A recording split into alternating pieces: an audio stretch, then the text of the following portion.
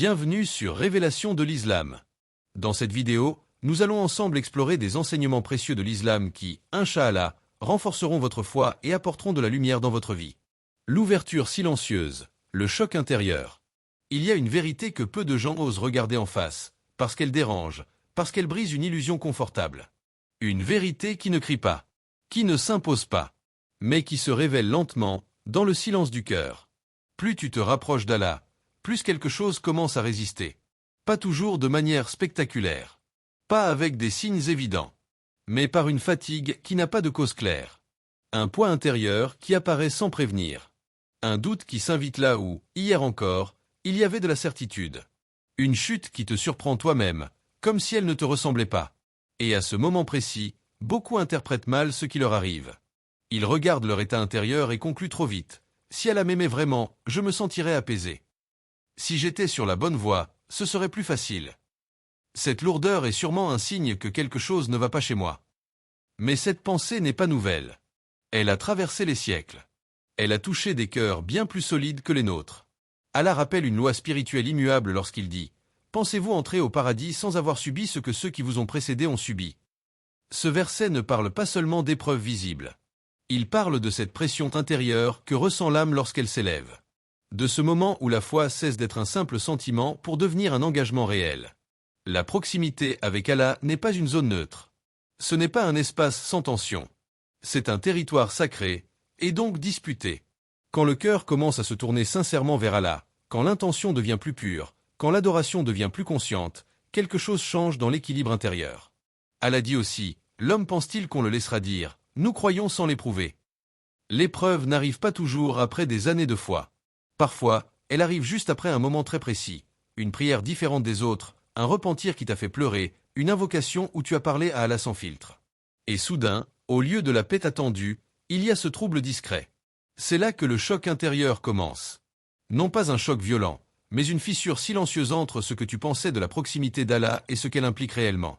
Alors pose-toi cette question, lentement, sans te juger. As-tu déjà ressenti une attaque intérieure, juste après un moment où ton cœur s'était sincèrement tourné vers Allah? Pourquoi les plus proches sont les plus visés? Il faut d'abord comprendre une chose essentielle, souvent ignorée, Shen n'agit pas au hasard. Il n'est ni impulsif, ni désorganisé. Il observe. Il évalue. Il cible. Il ne gaspille pas son énergie à courir après ceux qui se sont déjà éloignés d'Allah. Pourquoi le ferait-il? Celui qui dort profondément n'a pas besoin d'être endormi davantage. Son attention se porte ailleurs. Sur ceux qui marchent. Sur ceux qui se lèvent. Sur ceux qui font l'effort, même fragiles, même imparfaits, d'avancer vers Allah. Allah est clair lorsqu'il dit « Certes, le diable est pour vous un ennemi. Prenez-le donc pour ennemi. » Un ennemi ne frappe pas sans stratégie. Il frappe là où il y a du potentiel. Là où il y a une trajectoire ascendante. Là où un cœur commence à se détacher de ce qui l'éloignait. C'est pour cela que les attaques spirituelles ont souvent un timing troublant. Elles ne surgissent pas n'importe quand. Elles apparaissent, après une prière nocturne où tu t'es levé alors que ton corps voulait rester couché, après un repentir où tu as reconnu une faute sans la justifier, après une décision intérieure que personne n'a vue, après une invocation où ton cœur a parlé plus que ta langue. À ces moments-là, quelque chose s'active. Pas toujours sous la forme d'un péché immédiat. Parfois sous forme de distraction. Parfois sous forme de lassitude. Parfois sous forme de pensée subtile. Ce n'était pas si important. Tu en fais trop. Tu peux ralentir. Allah décrit cette méthode lorsqu'il dit « Puis je les assaillirai de devant, de derrière, de leur droite et de leur gauche. » Shen ne bloque pas toujours le chemin. Il le rend flou. Il introduit le doute là où la clarté commençait à s'installer. Et plus la décision spirituelle est sincère, plus la réaction est rapide. C'est une loi silencieuse. Le mouvement vers Allah déclenche une contre-force. Non parce que tu fais mal, mais parce que tu fais juste. Alors regarde honnêtement ton propre parcours. Pas avec culpabilité, pas avec peur, mais avec lucidité. Quelle décision as-tu prise récemment, dans le secret de ton cœur, juste avant que la fatigue augmente, que les doutes s'installent, que les résistances deviennent plus fortes? Et si cette difficulté n'était pas un signe d'erreur, mais le signe précis que quelque chose en toi a commencé à changer? L'histoire du croyant qui affaiblit, histoire vraie dans le sens spirituel. Il y avait un homme pieux, pas un homme de discours, pas un homme de mise en avant. Un homme discret, presque invisible, dont la foi ne faisait pas de bruit. Il priait. Il invoquait. Il faisait ce qu'il devait faire, sans chercher à être vu. Et surtout, il pensait que sa relation avec Allah était stable, acquise, installée. Mais un jour, sans avertissement, quelque chose a changé. La prière, autrefois légère, est devenue lourde. Les mots qu'il prononçait semblaient tomber au sol avant même d'atteindre son cœur. Il se levait pour invoquer, mais rien ne venait. Pas de larmes. Pas de chaleur. Pas de présence. Seulement un vide. Il a d'abord pensé que c'était de la fatigue. Puis il a pensé que c'était passager. Puis une autre pensée, plus dangereuse, s'est glissée en lui, j'ai perdu la foi. Cette idée ne l'a pas frappé violemment. Elle s'est installée doucement, comme une évidence triste. Il se comparait à ce qu'il était avant. Il se rappelait les moments où la prière coulait naturellement. Et plus il comparait, plus son cœur s'alourdissait. Il continuait pourtant. Par habitude d'abord. Par peur ensuite. Il priait sans goût, invoquait sans élan, avançait sans lumière. Et c'est précisément là que l'épreuve était la plus intense. Car Allah ne testait plus sa capacité à ressentir. Allah testait sa capacité à tenir. Allah dit, Allah ne charge aucune âme au-delà de ce qu'elle peut supporter. Ce verset, il l'avait déjà entendu. Mais il ne l'avait jamais vécu ainsi. Ce que cet homme traversait n'était pas une perte de foi. C'était un déplacement. Un passage d'une foi nourrie par les sensations vers une foi portée par la sincérité nue. Allah ne lui retirait pas sa proximité. Il lui retirait l'appui des émotions, pour voir si son cœur resterait debout sans elle. Beaucoup auraient abandonné à ce stade. Lui, non par force, mais par absence d'alternative, a continué. Et sans qu'il s'en rende compte, son âme se consolidait dans le silence. Alors pose-toi cette question, sans te défendre intérieurement. As-tu déjà pris une lourdeur, une sécheresse, une fatigue spirituelle, pour un rejet d'Allah, alors que c'était peut-être une étape plus profonde de rapprochement? Les formes des attaques spirituelles. Reconnaissance. Les attaques spirituelles sont rarement frontales. Elles ne se présentent presque jamais comme une opposition claire à Allah. Si c'était le cas, elles seraient faciles à identifier, donc faciles à repousser. Leur danger vient précisément de leur discrétion. Elles s'infiltrent dans les zones grises de l'âme, là où l'on ne se méfie pas. Elles prennent l'apparence de quelque chose de raisonnable, de quelque chose de compréhensible, parfois même, de quelque chose de nécessaire. La première forme est souvent une fatigue spirituelle sans cause apparente. Le corps va bien. La vie continue normalement. Mais l'âme, elle, est lourde. Se lever pour prier devient un effort intérieur démesuré. Pas une rébellion. Juste une résistance invisible. Puis vient la culpabilité excessive. Pas celle qui pousse au repentir, mais celle qui écrase. Une faute mineure devient un poids immense. Le cœur se répète, tu es hypocrite. Ton repentir n'est pas sincère. À quoi bon recommencer? Cette culpabilité n'élève pas. Elle paralyse. Une autre forme, plus subtile encore, ce sont les pensées qui minimisent ton repentir. Tu as demandé pardon. Tu as pleuré. Mais une voix intérieure murmure, tu l'as déjà fait 1000 fois. Allah en a sûrement assez. Ce n'est plus sérieux, maintenant. Allah révèle ce mécanisme lorsqu'il dit « Le diable vous promet la pauvreté et vous ordonne la turpitude ». La pauvreté ici n'est pas seulement matérielle. C'est la pauvreté d'espérance. La pauvreté de confiance en la miséricorde divine. Il y a aussi cette forme d'isolement intérieur. Tu es entouré. Les gens parlent. La vie est là. Mais toi, tu es ailleurs. Comme séparé par une vitre invisible. Tu ne te plains pas. Tu ne t'exprimes pas. Tu te retires intérieurement. Et enfin, la tentation la plus dangereuse. Tout arrêter, temporairement. Pas abandonner. Juste faire une pause. Juste souffler. Juste prier moins. Juste invoquer plus tard. Shen ne dit presque jamais, quitte Allah. Il murmure doucement, tu es fatigué. Repose-toi un peu. Tu reprendras quand tu iras mieux. Et cette pensée, si elle n'est pas reconnue, devient une porte ouverte. Alors sois honnête avec toi-même, sans te condamner. Quelle est la pensée qui revient le plus souvent lorsque tu es spirituellement fatigué? Quand Allah veut t'élever, il te fait résister. Il existe une sagesse que l'on ne perçoit qu'après avoir traversé la résistance. Une sagesse qui ne s'explique pas avec des mots simples, parce qu'elle se vit avant de se comprendre. Allah ne teste pas pour humilier. Il ne teste pas pour exposer une faiblesse. Il teste pour déplacer le centre de gravité du cœur. Tant que la foi repose sur le goût, sur l'émotion, sur la facilité, elle reste vulnérable. Belle, mais fragile. Intense, mais dépendante. Alors Allah introduit la résistance. Non pas comme une punition, mais comme un outil de maturation. Allah dit: et nous vous éprouverons certes par un peu de peur, de faim, de diminution de biens, de personnes et de fruits. Et annonce la bonne nouvelle aux endurants. Ce verset ne décrit pas seulement des pertes visibles. Il décrit aussi ce qui disparaît à l'intérieur. La facilité, la légèreté, le plaisir immédiat dans l'adoration. Quand Allah veut élever un serviteur, il l'extrait doucement de l'adoration conditionnelle. Celle qui dit: je prie quand je ressens. J'invoque quand mon cœur est présent. Je me rapproche quand c'est fluide. Puis il introduit une autre étape. Adorer malgré l'absence de sensation. C'est là que la patience réelle commence. Pas celle que l'on affiche, mais celle qui se vit dans le silence. Quand personne ne sait que prier te coûte. C'est là aussi que l'intention se purifie. Car quand il n'y a plus de plaisir, il ne reste qu'une question. Pourquoi est-ce que je fais cela?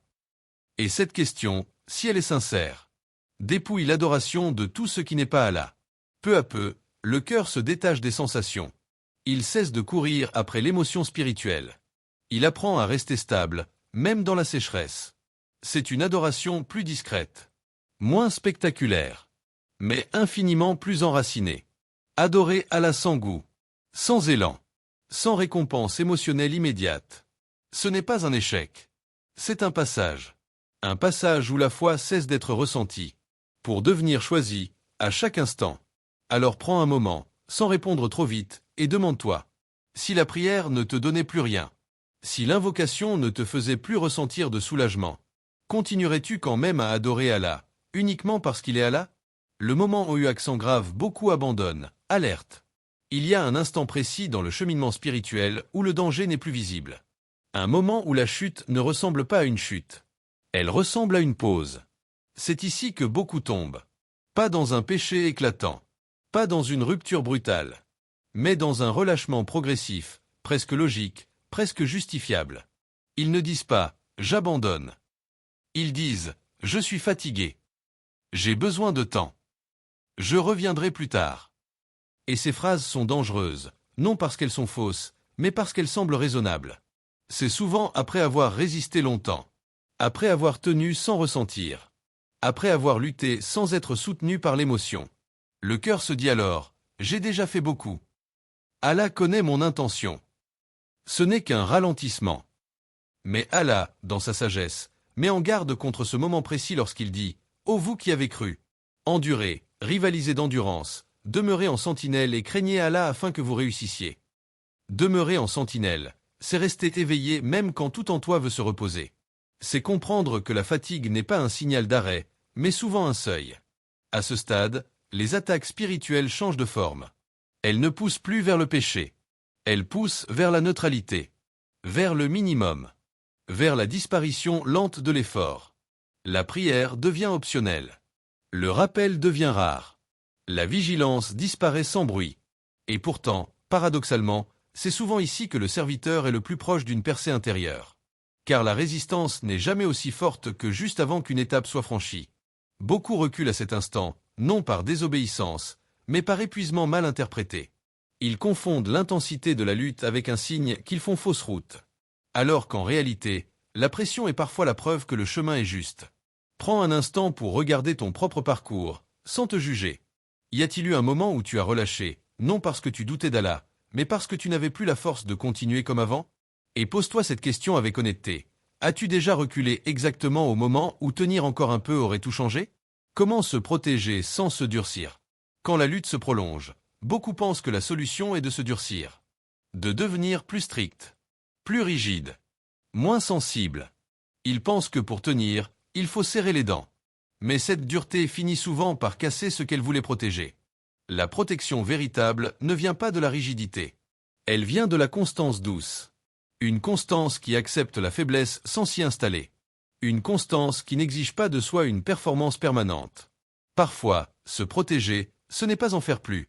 C'est faire moins, mais mieux. Une prière courte, dite avec présence, vaut plus qu'une longue prière portée par l'automatisme. Un dhikr répété faiblement, mais avec sincérité, peut ancrer le cœur plus profondément que des paroles récitées sans conscience. Une larme discrète, versée loin des regards, peut être plus lourde sur la balance qu'un long discours. Même un simple murmure « Allah, aide-moi », prononcé au moment exact où l'âme est à bout, est une forme de protection.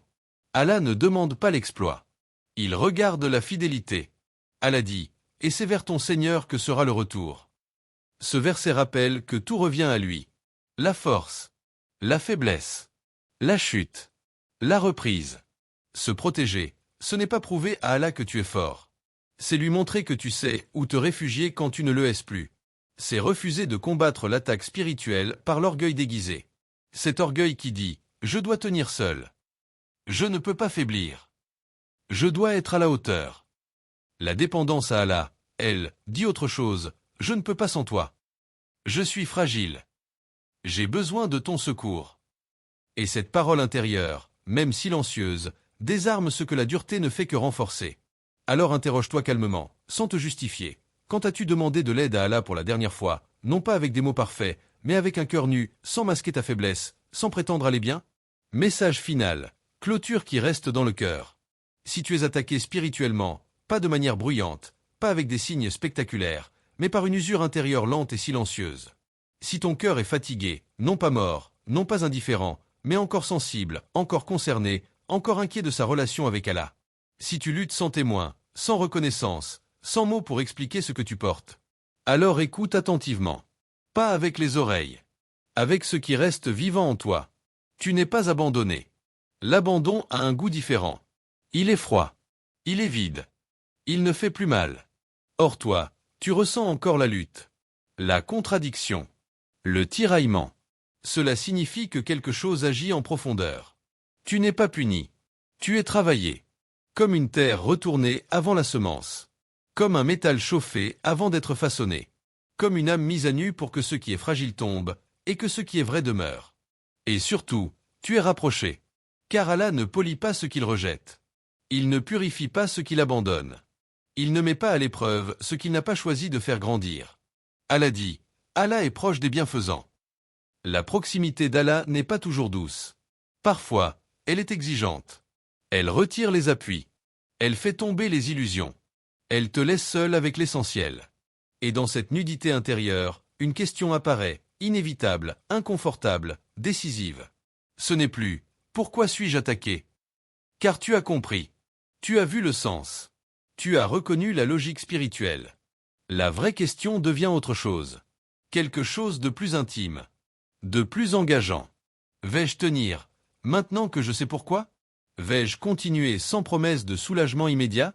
Vais-je rester même quand je ne ressens rien? Vais-je choisir Allah quand il ne me donne pas de sensation, mais seulement sa présence silencieuse? Cette question ne demande pas une réponse orale. Elle se vit. Elle se prouve dans les gestes invisibles. Dans les pas faits sans témoin. Et peut-être que le simple fait que tu sois encore en train d'écouter est déjà une partie de la réponse. Avant de terminer, si cette vidéo vous a été utile et que vous souhaitez continuer à apprendre et grandir dans la foi, n'oubliez pas de vous abonner à Révélation de l'Islam et d'activer la cloche pour recevoir toutes nos nouvelles vidéos.